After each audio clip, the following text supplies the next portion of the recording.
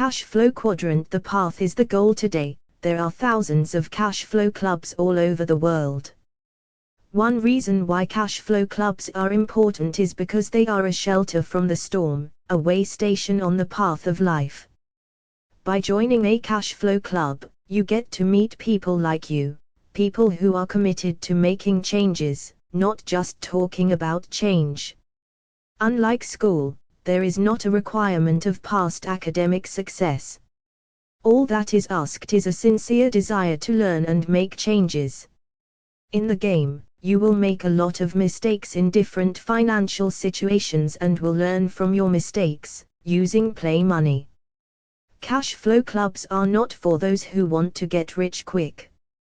Cash flow clubs are there to support the long-term mental, emotional, spiritual, physical, and financial changes a person needs to go through.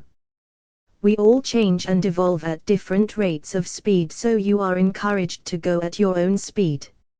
After playing the game with others a few times, you will have a better idea of what your next step should be and which of the 4 asset classes, business, real estate, paper assets, or commodities, is best for you. In conclusion, finding one's path is not necessarily easy.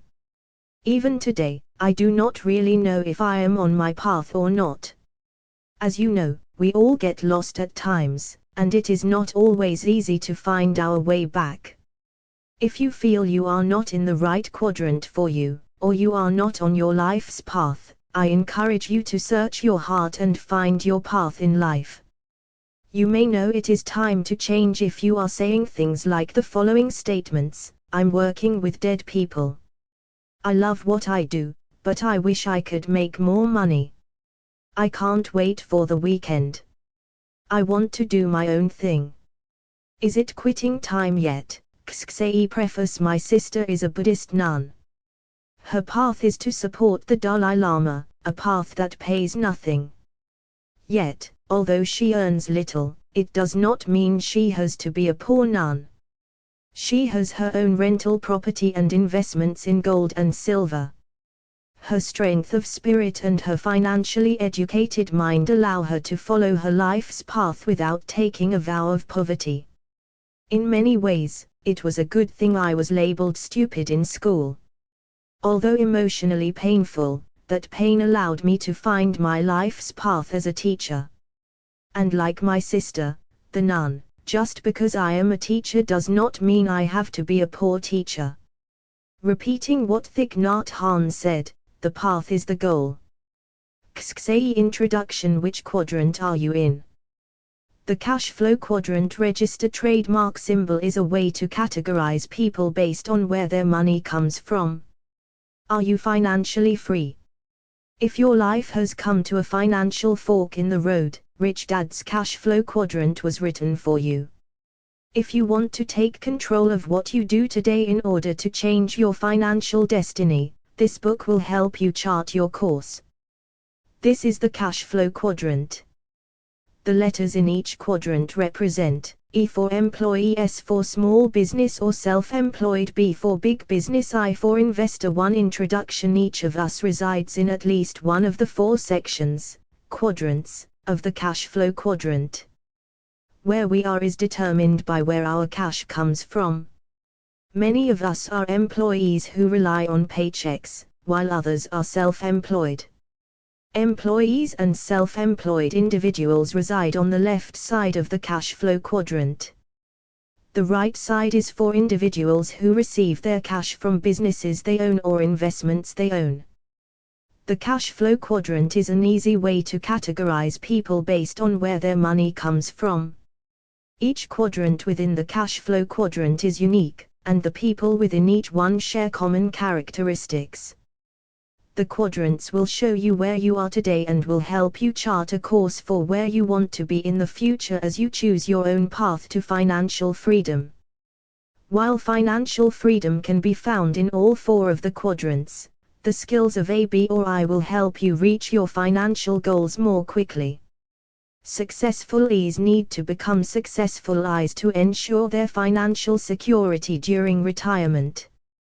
What do you want to be when you grow up? This book is, in many ways, part 2 of my book, Rich Dad Poor Dad. For those of you who may not have read Rich Dad Poor Dad, it is about the different lessons my two dads taught me about money and life choices. One was my real dad, and the other was my best friend's dad. One was highly educated and the other was a high school dropout. One was poor, and the other was rich. 2 cash flow quadrant poor dad's advice growing up. My highly educated, but poor, dad always said, go to school, get good grades, and find a safe, secure job. He was recommending a life path that looked like this. School poor dad recommended that I become either a well-paid E employee, or a well-paid S self-employed professional, such as a medical doctor, lawyer, or accountant. My poor dad was very concerned about a steady paycheck, benefits, and job security. That's why he was a well-paid government official, the head of education for the state of Hawaii. 3. Introduction. Rich Dad's advice. My uneducated, but rich, dad offered very different advice. He said, go to school, graduate, build businesses, and become a successful investor. He was recommending a life path that looked like this. School. This book is about the mental, emotional, and educational process I went through in following my rich dad's advice. Who is this book for? This book is written for people who are ready to change quadrants, especially for individuals who are currently in the E and S categories and are contemplating moving to the B or I category. This book is for people who are ready to move beyond job security and begin to achieve financial security. It's not an easy life path, but the prize at the end of the road, financial freedom, is worth the journey. When I was 12 years old, Rich Dad told me a simple story that guided me to great wealth and financial freedom. It was his way of explaining the difference between the left side of the cash flow quadrant, the E and S quadrants, and the right side, or the B and I quadrants. The story goes like this. For cash flow quadrant. Once upon a time there was this quaint little village. It was a great place to live except for one problem. The village had no water unless it rained. To solve this problem once and for all, the village elders asked contractors to submit bids to deliver water to the village on a daily basis. 2 people volunteered to take on the task, and the elders awarded the contract to both of them. They felt that a little competition would keep prices low and ensure a backup supply of water. The first person who won the contract, Ed, immediately ran out, bought 2 galvanized steel buckets and began running back and forth to the lake, which was a mile away. He immediately began making money as he labored morning to dusk, hauling water from the lake with his 2 buckets. He would empty them into the large concrete holding tank the village had built. Each morning he had to get up before the rest of the village awoke to make sure there was enough water for the people. It was hard work, but he was very happy to be making money and for having one of the 2 exclusive contracts for this business. The second winning contractor, Bill, disappeared for a while. He wasn't seen for months, which made Ed very happy, since he had no competition. Instead of buying 2 buckets to compete with Ed, Bill wrote a business plan, created a corporation, found 4 investors, employed a president to do the work, and returned 6 months later with a construction crew. Within a year, his team had built a large volume stainless steel pipeline which connected the village to the lake. At the grand opening celebration, Bill announced that his water was cleaner than Ed's water.